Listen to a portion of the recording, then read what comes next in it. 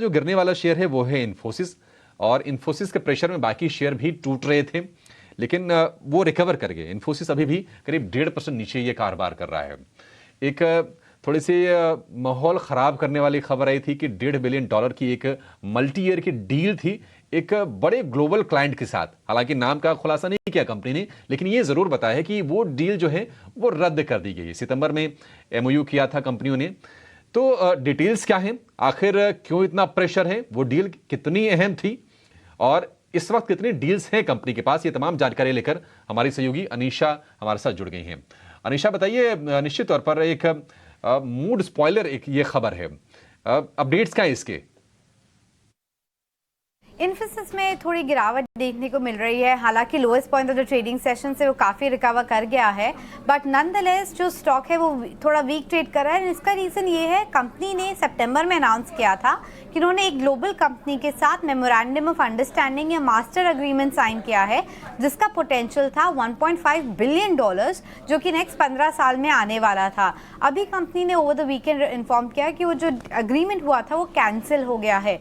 माना कि ये जो डील थी वो एज इट इज़ कंपनी की ऑर्डर बुक में नहीं फैक्टर की थी अभी तक किसी ने भी, वो TCV का पार्ट नहीं थी, बट ये सेंटिमेंटली काफ़ी नेगेटिव है एज टू ये कैंसिलेशन क्यों हुआ, क्योंकि कंपनी ने कोई रीज़न भी नहीं बताया इसके लिए। और ओवरऑल सेक्टर के लिए भी थोड़ा नेगेटिव न्यूज़ है, क्योंकि लोगों को अब ये डर है क्या ये फर्स्ट ऐसा कैंसिलेशन है और ऐसे काफ़ी और आ सकते हैं, क्योंकि कोई रीज़न नहीं दिया, इसलिए काफ़ी स्पेकुलेशन और अटकलें हैं इसको चल के। ओवरऑल सेक्टर भी थोड़ा वीक चल रहा है। विप्रो भी दूसरा स्टॉक है जो न्यूज़ में है।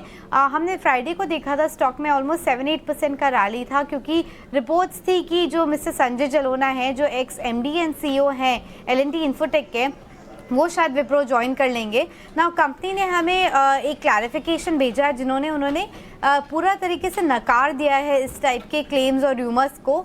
तो विप्रो भी एक दूसरा स्टॉक है इन फोकस, बट ओवरऑल थोड़ा सेक्टर में वीकनेस है, क्योंकि हमने जो कमेंट्री सुनी है लास्ट 3-4 दिन में, चाहे वो जेंसार हो या सोनाटा हो या कपल ऑफ अदर कंपनीज एक टाटा टेक भी हो, सब बोल रहे हैं कि 2024 में अभी भी कॉशन है।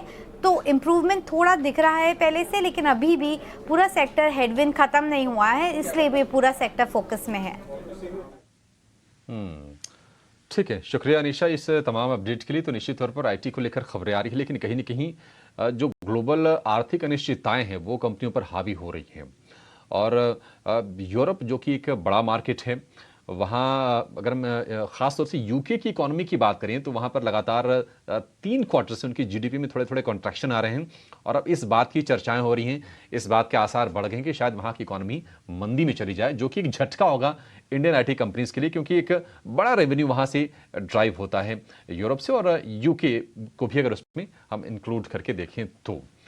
लेकिन निमेश जी, अगर हम इन्फोसिस की बात करें, चूंकि आज 1.5% के आसपास की गिरावट है, इस साल को अगर हम 2 हिस्सों में अगर हम बांट लें तो जून के बाद हम देख रहे हैं कि करीब 1250-1300 रुपए के आसपास का भाव था, हमने 1600 रुपए तक के भाव देखे। आज थोड़ी सी कमजोरी हम इसमें देख रहे हैं, हालांकि रिकवरी है। ये खबर आपको कितनी परेशान कर रही है और कितने चिंतित होनी चाहिए? जिनके पास शेयर है वो क्या करें?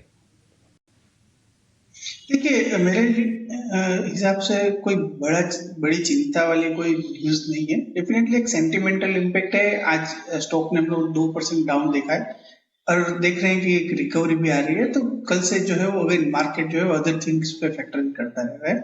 बड़ी चीज के अंदर नए ऑर्डर मिलना, ऑर्डर के अंदर कोई मॉडिफिकेशन होना और ऑर्डर कैंसिल होना एक नॉर्मल चीज है। हाँ, और डेफिनेटली अगर मार्केट में इम्पैक्ट, स्टॉक के प्राइस पे इम्पैक्ट तब आएगी जब, जैसे बताया कि एक से ज्यादा डील जो है वो रेगुलर इंटरवल पे कैंसिल हो, तब डेफिनेटली इम्पैक्ट आ सकता है। बट फिलहाल ये न्यूज से मुझे नहीं लग रहा है कि कोई बड़ा गिरावट इन्फोसिस के स्टॉक के अंदर आएगी।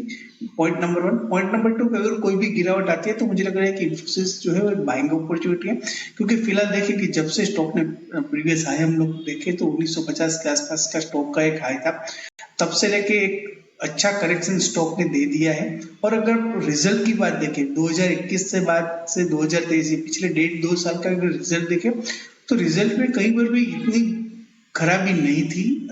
ओनली जो है वो गाइडेंस कंसर्न था।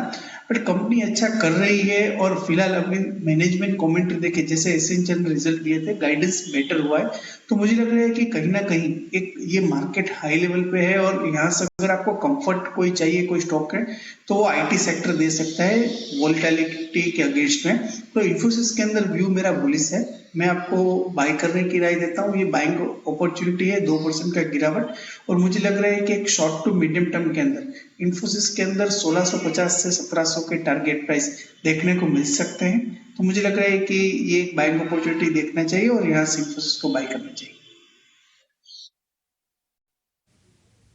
ठीक है, गिरावट पर खरीदारी की सलाह है, घबराने की बिल्कुल बात नहीं है। सेंटिमेंट के लिहाज से थोड़ी सी नेगेटिव जरूर है, लेकिन अब इस पर जो व्यू है निमेश जी का वो बुलिश है। 1600 रुपए, उसके बाद 1700 रुपए के टारगेट के लिए आप इन्फोसिस को खरीद के चल सकते हैं यहां से भी।